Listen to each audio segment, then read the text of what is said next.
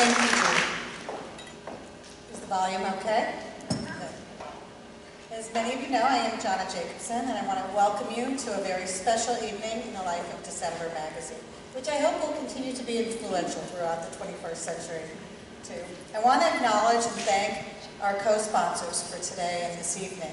The St. Louis Jewish Book Festival and its director, Scott Berzon, the Missouri Humanities Council, and Left Bank Books are the kind of partners every arts organization needs and deserves in order to thrive, and I'm grateful for their support. December's staff, as you may guess, is tiny in size, but mighty in output. And I want to recognize our managing editor, Jennifer Goldring, and our business manager, Judy Kramer, for the way they never flinch in the face of an ever-growing to-do list. A handful of our associate editors are also here tonight. Some are helping out. Our poetry editor, Jen Tappenden, and Rita Chapman, our associate editor. Anyone else? I think that's it. So thank you for being here. And of course, we couldn't get anything done without the guidance of our board of directors, who fly under the radar most of the time with a venture like this, but who deserve my thanks nonetheless. So Leanie Becker, John Greenberg, Mary Stillman, Adrian Davis, Rashida Deinhardt, and Todd Seawalk. The last one I have to say is my favorite. In 1982, when I was a sophomore in college, I took my first women's studies class. One of the books I was assigned to read in that class was Woman on the Edge of Time by Marge Piercy, and it completely captivated me. Partly because it was just a great book, and what I still look for in fiction, the perfect marriage of a compelling story written well. But also because it was different from any book I'd read before.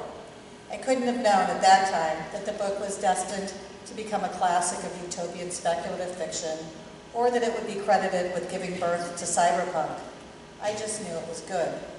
So later that year, when Marge Piercy's novel Braided Lives came out, I didn't hesitate to buy it and dive in. As my own writing career unfolded, so did my admiration for Marge's work. Flash forward 30 years. By this time, I'd gotten my MFA and become familiar with Marge's poetry. I'd raised 3 Jewish children, and the desire to infuse more spirituality in my life led me to Marge's collection of poems titled The Art of Blessing the Day, and then to her Passover guide, Pesach for the Rest of Us. And there I was, in November of 2012, just back from Chicago, where I closed on the purchase of December Magazine and December Press, and driven home with the storage facilities worth of back issues of December.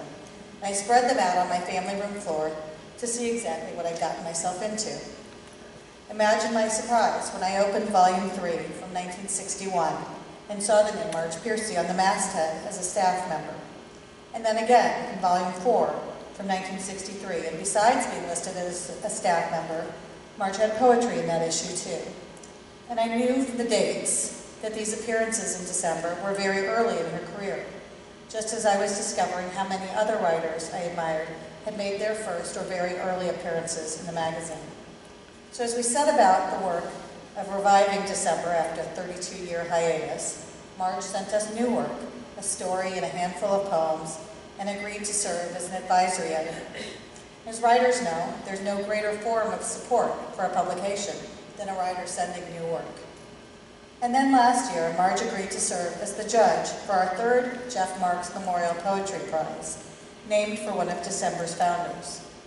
So when the time rolled around for us to celebrate the release of Volume 27-1 with the winners of that award, and it was the same time as National Poetry Month and Passover, it seemed only fitting that we should invite Marge to St. Louis to celebrate with us. So our format tonight is a little unusual, which seems to be in keeping too. Marge will read some of her poems first, including some that have appeared in December recently. Then we'll sit and chat a bit, and I'll ask her some of the questions that we're all interested in the answers to, and then we'll invite some questions from all of you.